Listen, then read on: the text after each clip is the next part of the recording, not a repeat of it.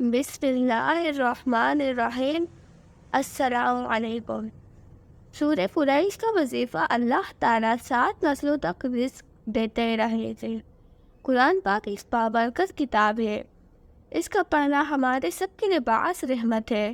کچھ ایسی صورتیں ہیں جن کو تلاوت کر کے ہم کئی بیماری سے بچ سکتے ہیں، جیسے سورہ فلق اور سورہ ناس ہمیں جادو اور غیر اثرات سے محفوظ رکھتی ہے۔ اسی طرح سورہ قریش بھی بہت برکت ہے۔ کلام پاک کی ایک ایسی سورہ، اگر آپ سورہ قریش ایک دفعہ پڑھیں گے تو اگر کھانے کے اندر زہر بھی ملا ہوگا تو وہ اثر نہیں کرے گا، کھانا فوڈ پوائزن نہیں بنے گا، اور وہ کھانا بیماری نہیں بنے گا، صحت بنے گا۔ وہ کھانا ایسے گناہوں کی طرف مائل نہیں کرے گا، نیکی کا ذریعہ بنے گا۔ اور جو دوسری دفعہ سورہ قریش پڑھے گا، اللہ پاک جل شانہ اس کو ایسا نذرخوان سدا دیتا رہے گا، بہترین اچھے سے اچھا عطا فرماتے رہے گا۔ ظاہر ہے روزی سیکھی ہوگی تو دسترخوان اچھا ہوگا، اور جو دوسری مرتبہ سورہ قریش پڑھے گا، اللہ اس کے 7 نسلوں کو بھی لاجواب کھانے دسترخوان رزق دیتا رہے گا۔ آپ بھی آج سے ہی یہ پڑھیں، زندگی میں تبدیلی آپ خود محسوس کریں گے۔ ایک مرتبہ حضرت ابو جانا رضی اللہ تعالیٰ عنہ نے عرض کیا، یا رسول اللہ صلی اللہ علیہ وسلم، میں اپنے بستر پر سوتا ہوں تو اپنے گھر میں چکی چلنے کی آواز جیسی آواز سنتا ہوں، اور شہد کی مکھی کی بنبناہٹ جیسی بنبناہٹ سنتا ہوں، اور بجلی کی چمک جیسی چمک دیکھتا ہوں۔ پھر جب میں گھبرا کر اور مرعوب ہو کر سر اٹھاتا ہوں تو مجھے ایک کالا سایہ نظر آتا ہے جو بلند ہو کر میرے گھر کی صحن میں پھیل جاتا ہے۔ پھر میں اس کی طرف مائل ہوتا ہوں اور اس کی جلد چھوٹا ہوں تو اس کی جلد سیاہ ایک جانور ہے، اس کی بدن پر کانٹے ہوتے ہیں، جلد کی طرف معلوم ہوتا ہے وہ میری طرف آگے کی شعلیں پھینکتا ہے۔ میرا گمان ہوتا ہے کہ وہ مجھے بھی جلا دے گا اور میرے گھر کو بھی۔ تو رسول اللہ صلی اللہ علیہ وسلم نے ارشاد فرمایا، اے ابو دجانہ، تمہارے گھر میں رہنے والا بڑا جن ہے۔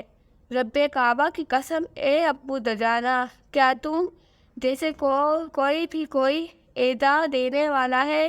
پھر فرمایا، تم میرے پاس دعوت اور کاغذ لے آؤ۔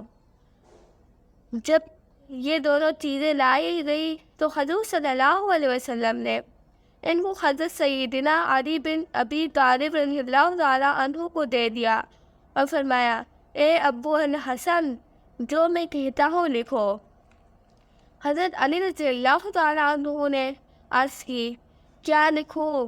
حضور اکرم صلی اللہ علیہ وسلم نے فرمایا، ھذا کتاب من محمد رسول اللہ رب العالمین الی من یترقى الدار من العمار والزور الی ترقى یترک بخیر، اما بعد فإن لنا بلغ في الحق ساعة فإن كنت عاشقا مولعا أو فاجرا، فإذا كتاب ينطق علينا وعليكم بالحق إنا كنا نستنسخ ما كنتم تعملون ورسلنا يكتبون ما تمكرون، اتركوا صحابي كتابي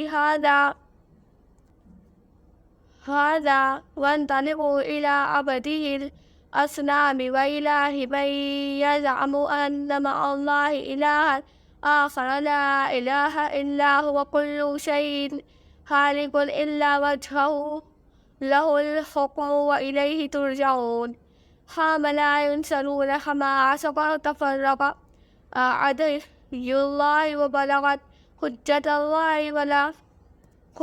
الله ولا حول ولا قوة إلا بالله العلي العظيم، فسيكفيكهم الله وهو السميع العليم۔ حضرت ابو دجانہ رضی اللہ تعالیٰ عنہ فرماتے ہیں، میں نے اس خط کو لیا اور لپیٹ لیا اور اپنے گھر لے گیا اور اپنے سر کے نیچے رکھ کر رات اپنے گھر میں گزاری، تو ایک چیخنے والے کی چیخ سے ہی میں بیدار ہوا جو یہ کہہ رہا تھا، اے ابو دجانہ، لات و غازی کی قسم، ان کلمات نے ہمیں جلا ڈالا۔ تمہیں تمہارے نبی کا واسطہ، اگر تم یہ خط مبارکہ یہاں سے اٹھا لو تو ہم تیرے گھر میں کبھی نہیں آئیں گے، اور ایک روایات میں ہی کہ ہم نے تمہیں ایذا دیں گے، نہ تمہارے پڑوسیوں کو اور نہ اس جگہ پر جہاں یہ خط مبارکہ ہوگا۔ حضرت ابو دجانہ رضی اللہ تعالیٰ عنہ فرماتے ہیں، میں نے جواب دیا، مجھے میرے محبوب رسول اللہ صلی اللہ علیہ وسلم کے واسطے کی قسم ہے، میں اس خط کو یہاں سے اس وقت تک نہیں اٹھاؤں گا جب تک کہ میں رسول اللہ صلی اللہ علیہ وسلم سے اس کی اجازت نہ حاصل کر لوں۔ حضرت ابو دجانہ فرماتے ہیں، رات بھر جنوں کی چیخ و پکار اور رونا دھونا جاری رہا۔ جب صبح ہوئی تو میں نے نماز فجر رسول اللہ صلی اللہ علیہ وسلم کے ساتھ ادا کی اور حضور اللہ صلی اللہ علیہ وسلم کو اس بات کی اطلاع دی جو میں نے رات میں جنوں سے سنی تھی اور جو میں نے جنوں کو جواب دیا تھا۔ حضور اللہ صلی اللہ علیہ وسلم نے مجھ سے ارشاد فرمایا، اے ابو دجانہ، وہ خط اب تم جنوں سے اٹھا لو، قسم ہے اس ذات کی جس نے مجھے حق کے ساتھ نبی بنا کر بھیجا، وہ دن قیامت تک عذاب کی تکلیف پاتے رہیں گے۔ اللہ ہم سب کے حامی اور ناصر ہو، آمین۔ ایسی اور ویڈیوز دیکھنے کے لیے ہمارے چینل کو سبسکرائب کریں۔ اگلی ویڈیو تک کے لیے اللہ حافظ۔